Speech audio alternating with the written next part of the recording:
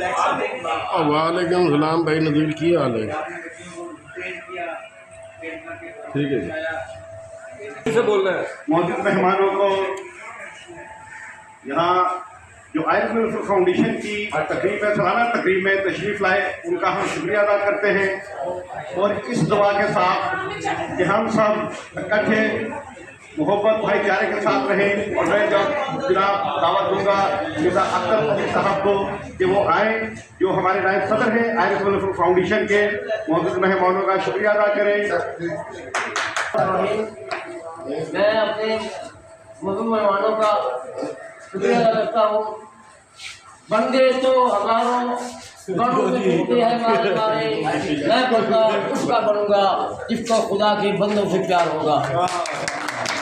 میں اپنے Earl foundation کے جیانوں کا بہت شکریہ ادا کرتا ہوں، جنہوں نے اس کار خیر میں بڑھ چڑھ کر محنت کی اور اس کو اجاگر کیا، اور لوگوں کے دلوں میں یہ جذبہ پیدا کیا کہ ہم انسانیت کی خدمت کریں۔ جب ہم انسانیت کی خدمت کریں گے، اللہ پاک نے فرمایا ہے کہ سب سے پہلے انسانیت کی خدمت کرو۔